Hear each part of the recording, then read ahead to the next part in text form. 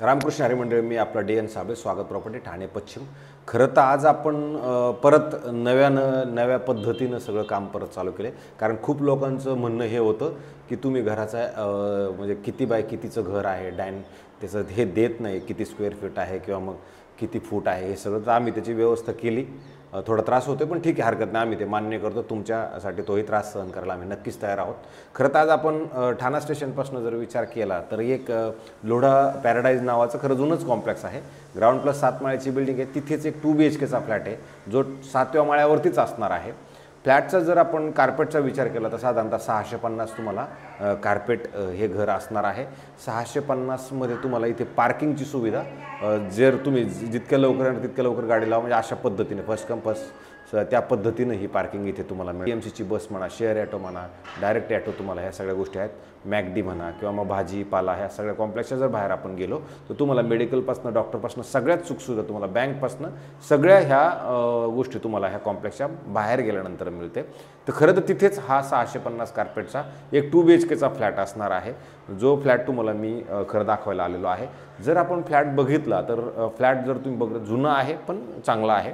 जर तुम्ही ह्या खिडकीतनं विचार केला तर सध्या ही ईस्ट, म्हणजे सकाळचं ऊन हे मात्र तुम्हाला तुमच्या घरामध्ये येईल. आणि समोर तुम्ही बघू शकता हे वायरचं असल्या कारणानं इकडे सध्या डेव्हलपमेंट होणार नाही आहे. हे तुम्हाला जो मोकळा एरिया दिसतोय हा असाच चांगला राहील. आणि ज्यावेळेला आपण ह्या फ्लॅटमध्ये इकडे बाहेर जाण्याचा विचार जर केला तर हा पश्चिम दिशेला असणार आहे. आणि आतमध्ये जर येण्याचा विचार केला तर ईस्ट असणार आहे. म्हणजे थोडक्यात बाहेर जाताना वेस्ट, आतमध्ये येताना ईस्ट आहे. आणि ह्या साईडला आला तर तुम्हाला डायनिंगचा स्पेस मिळतो. आणि जर आपण हा हॉलचा जर विचार केला तर 16 बाय 10.5चा हा तुमचा हॉल असणार आहे. 16 फुटीची अशी लांबी आहे आणि रुंदीचा जर विचार केला तर 10-10.5 फुटाची ह्याची रुंदी आहे. अशा पद्धतीचं खरं तर हॉल आहे. आणि हॉलच्या ह्या साईडला जर तुम्ही आलात तर परत डायनिंगच्या शेजारी तर तुम्ही बघू शकता इथे पण एक तुम्हाला स्टोरेजसाठी एक दिलेलं आहे, जे तुम्ही तुमचं स्टोरेज वगैरे ठेवू शकता किंवा भगवंताची मूर्ती वगैरे जरी लावायचं म्हटलं तरी तुम्ही लावू शकता.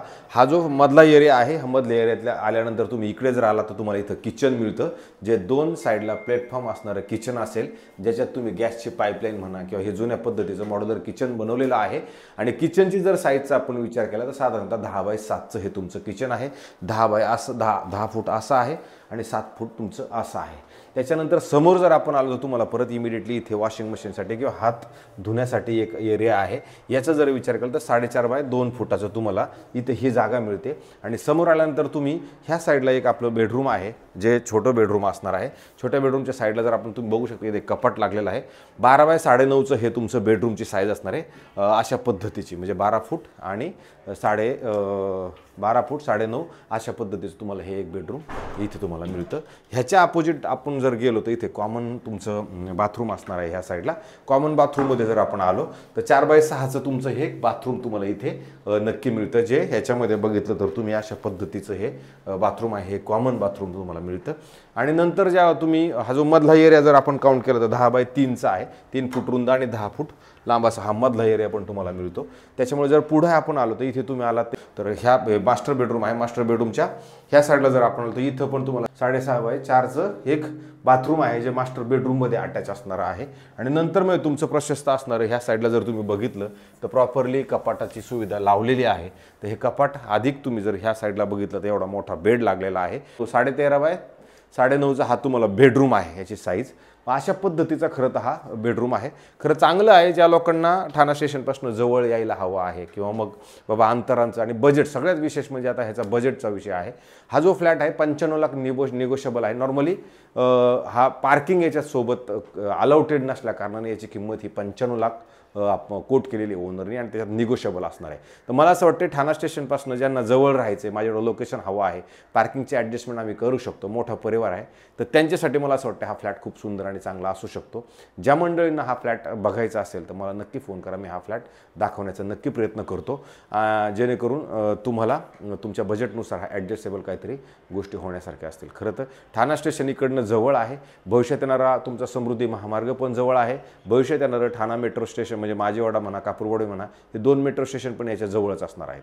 तर ज्या मंडळींसाठी असं जुनं असणार आहे, चालणार आहे, आपलं बजेट ॲडजस्ट होणार आहे, मला असं वाटतं त्यांच्यासाठी हा फ्लॅट नक्कीच चांगला असू शकतो. आता इथून पुढे थोडे व्हिडिओ मोठे होतील, कारण मोठे होण्यापाठीमागं कारण काय आहे की हे लोकांना त्या साईज माहीत करून द्यायची म्हटलं तर थोडंसं बोलायला पण एक्स्ट्रा जातं. त्याच्यामुळे मला असं वाटतं तुम्ही बोर व्हायला नाही पाहिजे.